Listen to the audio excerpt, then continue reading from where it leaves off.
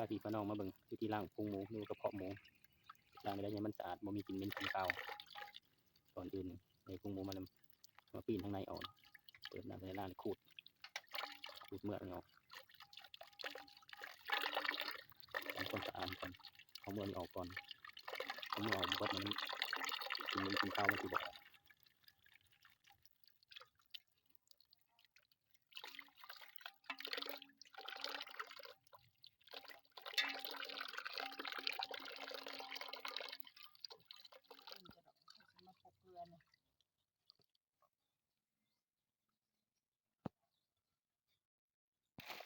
จะพิสูจน์เมื่อเอาแล้วบัดนี้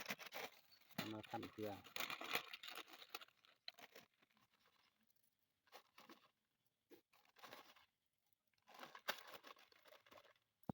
คั่นจักรอบคั่นเกลือ3 รอบ 4 รอบจนกว่ามันจะหมดเมื่อจนบ่มีกลิ่นเหม็นกลิ่นคาวนะตักแป้งมัน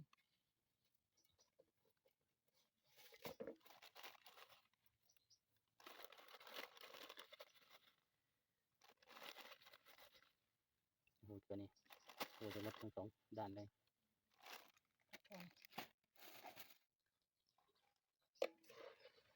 โอ้ยเกลือเรียบร้อยแล้วต่อนะหินสมมาคั่นมันทุกเบอร์นี้เลยคั่น3-4 รอบใส่เกลือแล้วหินสมเกลือหินสมคั่นเนียงจังซี่แหละ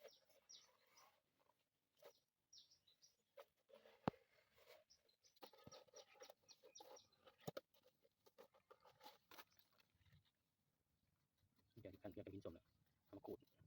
เอามีดขูดเนื้อออกเอง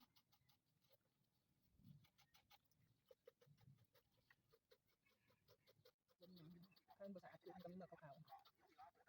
ขูดตัวนี้เพื่อสะอาดเรียบร้อยมันเมือกมันเห็นเกลือเดี๋ยวมันสะอาดแน่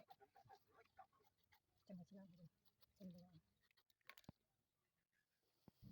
คนน้ำเดือดแล้วเขาชิมาต้มลวกอันนี้มันจะต้มนี่มันต้องมาลวกบนหัวขานี่บนต่อใส่มันนี่ออกอีกบานหนึ่ง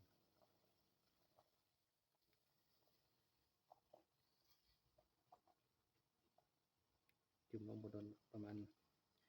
5 วินี่เส้นขาวๆนี่เขาขูดออกมาเนี่ย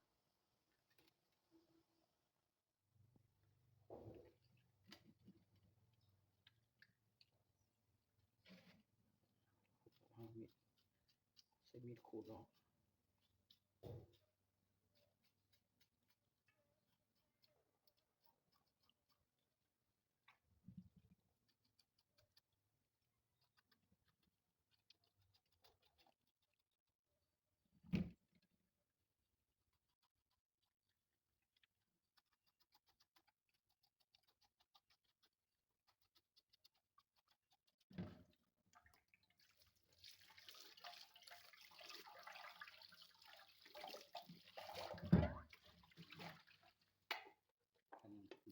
ขั้นตอนสุดท้ายนี่ขั้นตอนสุดท้ายนะเล็กน้อยเลย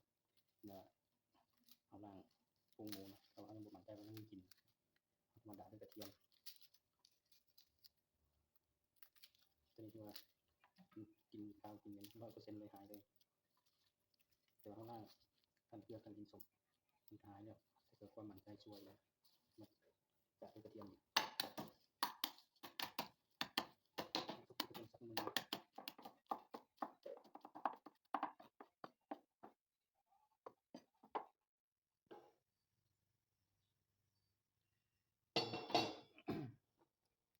วันนี้มาดัดพุงถึงขั้นตอนสุดท้ายดัดโดยกระเทียมน้ำมันพืชลงไป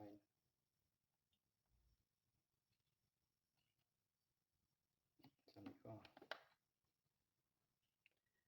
กระเทียมมันจะช่วยให้ดับกลิ่นเหม็น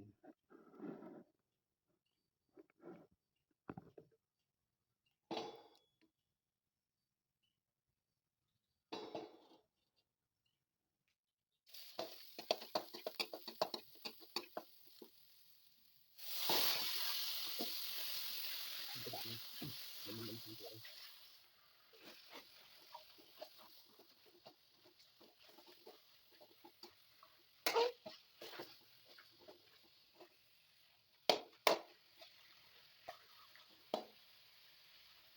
พอเสร็จเตรียมไปล้างน้ำให้เรียบร้อยกินมันจะเบิดไฟบาด